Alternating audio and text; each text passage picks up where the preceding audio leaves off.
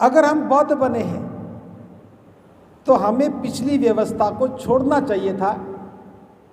पिछली व्यवस्था को छोड़ने का अभिप्राय यह है कि जिस दिन दीक्षा ली उस दिन नाम भी बदलना चाहिए था। बौद्ध बनने से पहले भी हरिराम थे और बौद्ध बनने के बाद भी हरिराम हो। बौद्ध बनने से पहले भी जगदीश प्रसाद थे, बौद्ध बनने के बाद भी जगदीश प्रसाद हो। जब तक पिछली पहचान नहीं बदलेगी, नए परिवर्तन की कोई भी लाभ नहीं होगा, पहचान नहीं बनेगी। नाम बदलना था, हमें पहचान बदलनी थी, हमें संबोधन बदलने थे, पहनावा बदलना था, परंपराएं बदलनी थी, पर्व बदलने थे, प्रतीक बदलने थे। कुछ नहीं बदला, ना परंपरा बदली, ना पर्व बदले, ना प्रतीक बदले, तो हम बौद्ध कैसे बनेंगे? जैसे 14 अप्रैल को जयंती मना ली, 6 दिसंबर को परिनिर्वाण दिवस मना लिया, सोचा कि हम तो अम्बेडकराइट हो गए। कुछ थोड़ा आगे बढ़े, वो बुद्ध पूर्णिमा मना करके सोचते कि हम तो बुद्धिस्ट भी हो गए। कुछ लोगों ने एक बार दीक्षा का कार्यक्रम किया और उम्र भर के लिए हो गया कि हमने तो पूरा यज्ञ कर लिया, अब अंतिम आहुति होगी, काम पूरा हो गया। प्रबुद्ध उपासक उपासिकाओं,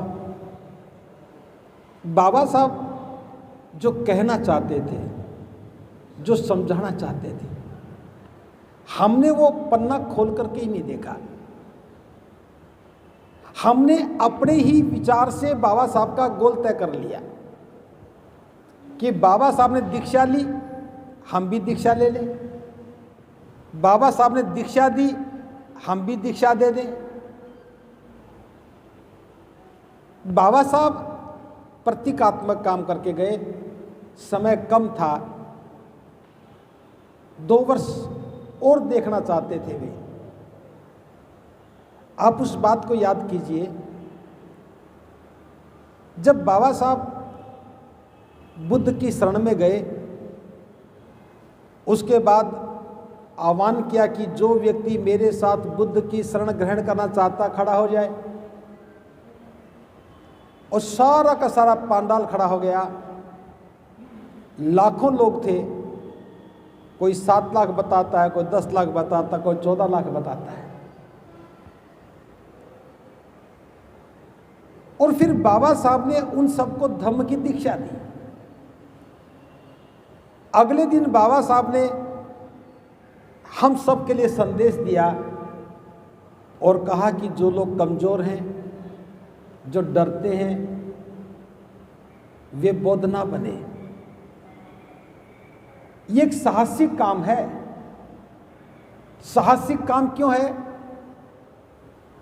एक तो ये कि हमें अपनी बेड़ियां काटनी है, अज्ञानता की, अंधविश्वास की, परंपराओं की, प्रतीकों की, और सबसे बड़ी अवधारणाओं की कि हम फला धर्म में है, धर्म में है, हम उस ईश्वर को मानते हैं। इसलिए बाबा साहब ने वो 22 प्रतिज्ञाएं तय की, ताकि ये सुनने के बाद, समझने के बाद समझ में लग जाए कि हमारा गोल क्या है। अगर हम बौद्ध बने हैं तो हमें पिछली व्यवस्था को छोड़ना चाहिए था। पिछली व्यवस्था को छोड़ने का अभिप्राय यह है कि जिस दिन दीक्षा ली उस दिन नाम भी बदलना चाहिए था। बौद्ध बनने से पहले भी हरिराम थे और बौद्ध बनने के बाद भी हरिराम हो। बौद्ध बनने से पहले भी जगदीश प्रसाद थे, बौद्ध बनने के बाद भी जगदीश प्रसाद हो। जब तक पिछली पहचान नहीं बदलेगी, नए परिवर्तन की कोई भी लाभ नहीं होगा, पहचान नहीं बनेगी। नाम बदलना था, हमें पहचान बदलनी थी, हमें संबोधन बदलने थे, पहनावा बदलना था, परंपराएं बदलनी थी, पर्व बदलने थे, प्रतीक बदलने थे। कुछ नहीं बदला, ना परंपरा बदली, ना पर्व बदले, ना प्रतीक बदले, तो हम बौद्ध कैसे बनेंगे? हम जो पहले कर रहे थे हमने उसका कई गुना ज़्यादा बड़ा कर दिया। जैसे मुझे अच्छी तरह से याद है, शादी में कोई कहता था 11 लोगों की बारात जाएगी, कोई 50 की जाएगी, कोई 100 लोगों की बारात, गिनते थे। और आज हजारों में लोग आएंगे। अब बारात जाना किसी धर्म की परंपरा है, बौद्ध बनने के बाद भी आप बारात लेके जाते हो या बारात बुलाते हो तो बौद्ध नहीं बने। शादी के समय कैसा भी काम कर रहे हो लेकिन कन्यादान दे रहे हो और कन्यादान ले रहे हो तो बौद्ध नहीं बने हो। शादी के बाद या मरने के बाद गंगा जी में जाकर अस्थियां बहाते हो, बौद्ध नहीं बने हो। आदमी हमारे घर में मरा, पैसा किसी और को देना है इस बात के लिए। हमारे घर में कोई मरता है तो किसी का चूल्हा जलता है, उसकी आजीविका हमारे मरने पर भी चलती है, पैदा होने पर भी चलती है, शादी में भी चलती है। इसका मतलब मैं बताना चाह रहा हूं कि हमने बाबा साहब को समझा नहीं, बाबा साहब को स्वीकार कर लिया लेकिन विचार अपना ही रखा। जो मैं आपका ध्यान दिलाना चाहता हूं, दीक्षा के बाद बाबा साहब से पत्रकारों ने पूछा था, ये बात आप जानते हैं, मैं फिर भी बता रहा हूं क्योंकि आप जानते, वो अपने भाव में जानते हैं और मैं जो बता रहा हूं ये मेरे मनोभाव में बता रहा हूं। पत्रकारों ने पूछा कि बाबा साहब, अगर आपको धर्म ही बदलना था तो किसी संपन्न धर्म में जाते। आप तो बुद्ध की शरण में चले गए और भारत में तो बोधि वृक्ष की शाखाएं बिल्कुल सूख चुकी हैं, एक भी पत्ता हरा नहीं है। ऐसे रूखे सूखे धर्म में जाकर के क्या करोगे? तब बाबा साहब गंभीर होकर कहते हैं, मैं जानता हूं कि भारत में बोधि वृक्ष की शाखाएं सूख चुकी हैं और उसमें एक भी पत्ता हरा नहीं है, लेकिन मैं बता देना चाहता हूं भारत में बोधि धम्म की वृक्ष की जड़ें हरी हैं और जिस वृक्ष की जड़ें हरी होती हैं उसमें दोबारा शाखाएं निकलने और पत्ते निकलने की संभावना होती है। तब पत्रकारों ने फिर पूछा, तो बाबा साहब कितने दिनों में ये बोधि वृक्ष भारत में हरा भरा हो जाएगा? तब बाबा साहब ने कहा था, अगर मुझे 2 वर्ष का समय और मिला, यदि मैं 2 वर्ष और जीवित रहा तो पूरे भारत को बौद्ध में बना दूंगा। और आज हम देख रहे हैं बाबा साहब को केवल 52 दिन मिले और 52 दिनों के अंदर लगभग 30 लाख लोग बौद्ध बन चुके थे। ये भारत के सेंसस से पता लगता है। अनुमान लगा के देखिए, 2 वर्ष अगर बाबा साहब होते, जीवित रहते, तो आज हमें यह काम नहीं करना पड़ता जो आज कर रहे हैं।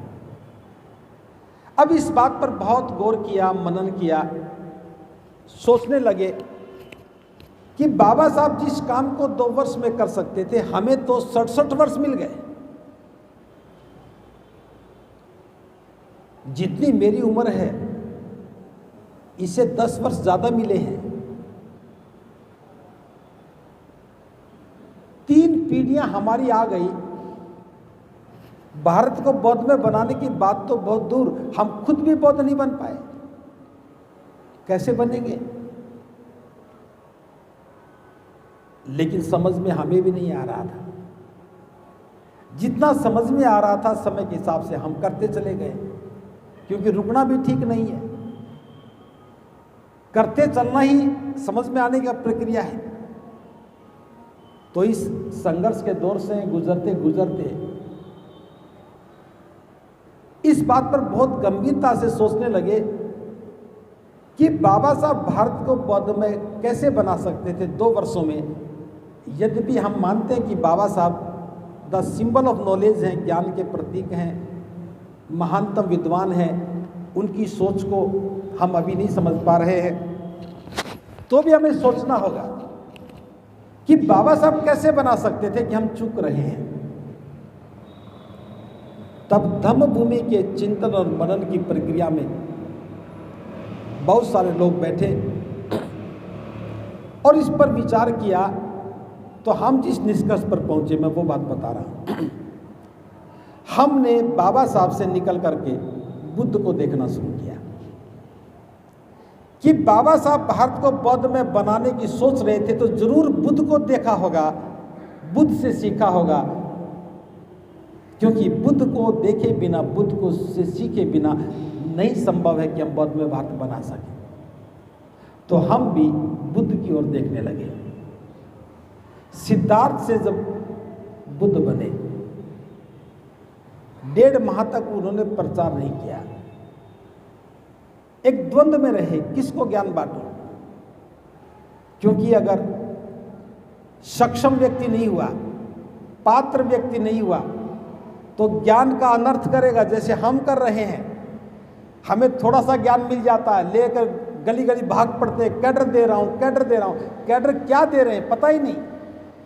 एक जमींदार एक खेत में बीज डाल दे और 3 साल तक जाकर देखे ही नहीं फसल कब काटेगा, कैसे काटेगा, उगेगी क्या। आप एक गांव में एक बार जाते हो, दोबारा जाते ही नहीं हो। पहली बार जिन लोगों ने सुना, दूसरी बार उनकी शक्ल नहीं देखते हो, क्या मिशन चल जाएगा। और सारे लोग यही गलती कर रहे हैं। जब हमने बुद्ध को देखा, तो बुद्ध ने सबसे पहले 5 परिव्राजकों को चुना। हालांकि आचार्य आचार कालम का उन्होंने चुना था, लेकिन वो दुनिया में नहीं रहे थे।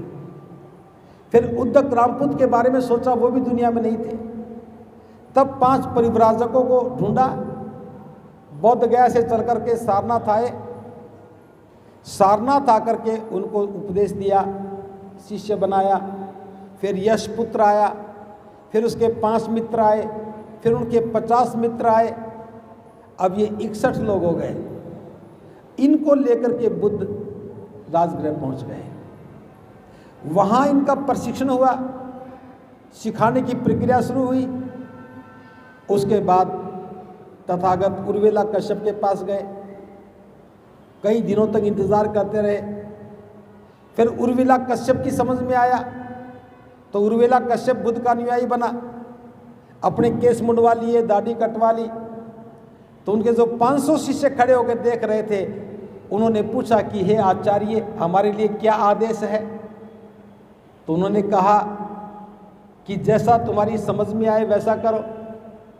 उन्होंने कहा कि जो समझ हमारे आचार्य की बनी, जब हमारे आचार्य बुद्ध की शरण में गए तो हमारी समझ अलग कैसे हो सकती है। और वो 500 के 500 शिष्य केस मुंडवा करके, कासाय वस्त्र पहन करके बुद्ध के अनुयायी बन गए। जब ये बात उर्वेला कश्यप के 2 भाइयों को पता लगी, वो भी सन्यासी थे, एक नदी कश्यप, एक गया कश्यप। एक के 300 शिष्य थे, एक के 200 शिष्य थे।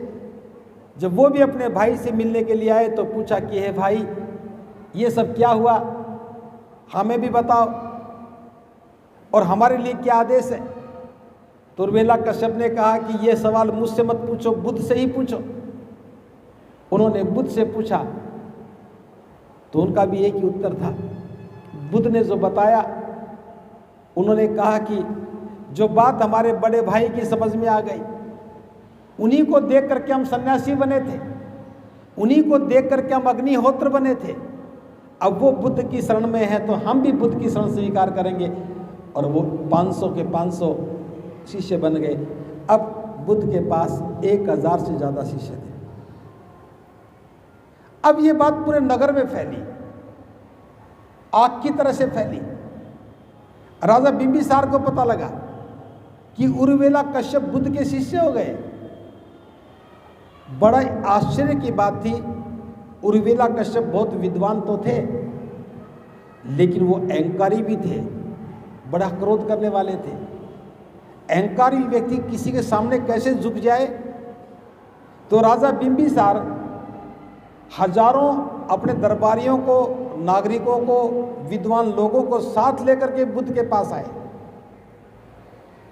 और बुद्ध के पास आकर के सोचने लगे मैं पहले किसको नमन करूं? उर्मिला कश्यप मेरे आचार्य थे, पहले मैं अपने आचार्य को नमन करूं या बुद्ध को नमन करूं? अब निर्णय लेना आसान भी नहीं होता, कोई बात समझ में नहीं आए तो कैसे निर्णय लेंगे। राजा बिंबिसार उनके दरबारी बुद्ध से कुछ दूरी पर ही ठहर गए। बुद्ध ने उनके मनोभाव को पढ़ लिया। उर्मिला कश्यप पास में बैठे थे। पूछा, हे उर्मिला कश्यप, तुम्हारे आचार्य कौन है? उर्मिला कश्यप उठे, घुटनों के बल बैठ करके नमन किया, हे तथागत, आप ही मेरे आचार्य हो। राजा बिंबिसार ने देख लिया, जब मेरे आचार्य बुद्ध को नमन कर रहे हैं तो मुझे भी पहले बुद्ध को नमन करना चाहिए, फिर अपने आचार्य को करना चाहिए। मैं ये बता रहा हूँ कि इतने भिक्षु बनने का प्रभाव एक राजा को भी आकर्षण में लिया और राजा भी आकर्षित होकर के दर्शन करने के लिए आया। फिर भिक्षु संघ को निमंत्रण दिया कि हे तथागत, भिक्षु संघ के साथ मेरा भोजन का आमंत्रण स्वीकार करें। और जब बुद्ध भिक्षु संघ को लेकर के नगर में गए तो हजारों लोग देख रहे थे, क्योंकि नगर को सजाया गया, द्वार बनाए गए। जब भिक्षु संघ प्रवेश करने लगा तो जिसने भी भिक्षु संघ को देखा वो स्तब्ध हो गया, उसकी आंखें फटी की फटी रह गई। क्यों? क्योंकि वो देख रहे थे कि तथागत राजा के बेटे थे, घर बार छोड़ करके, राजपाट छोड़ करके इतना बड़ा त्याग किया, आज बुद्ध बन करके नंगे पैर घूम रहे हैं। इनके पीछे पीछे हजारों लोग घर बार त्याग करके, परिवार का त्याग करके, केस कंपन करवा करके, कासाय वस्त्र पहन करके, हाथ में पात्र लेके चल रहे हैं। कितना बड़ा साहस है, कितनी बड़ी शक्ति है, कितनी बड़ी ताकत है। लोग विश्व में से भर गए। इस रोमांच को देख करके रोमांचित हो गए। फिर तथागत नगर में गए, देशना दी। देशना को हजारों लोगों ने सुना। जिसने भी सुना वो भी रूपांतरित हो गया कि देशना बड़ी कल्याणकारी है, जीवन निर्माण की देशना है। कोई भाग्य भगवान का चक्कर नहीं, कोई पुनर्जन्म की बात नहीं, कोई स्वर्ग नरक की बात नहीं, कोई डर की बात नहीं, केवल जीवन निर्माण की बात, दुख मुक्ति की बात। तो जिसने देशना को सुना वो रूपांतरित हो गए। फिर भिक्षु संघ वहां से चला गया। जाने के बाद नगर में चर्चाएं होने लगी। जिसने भिक्षु संघ को जाते हुए देखा वो उस दृश्य की चर्चा कर रहा था, जिसने सुना वो देशना की चर्चा कर रहा था, जिसने ना देखा और ना सुना वो उस चर्चा में शामिल हो रहा था। और चर्चा में शामिल होने के बाद उसकी भी समझ में आया और वो भी बदल गया। प्रबुद्ध उपासक उपासिकाओं, एक छोटी सी घटना मैं इसलिए बताई है ताकि आपको भी समझ में आ जाए। जो हमें समझ में आया उसको आपको भी समझना चाहिए।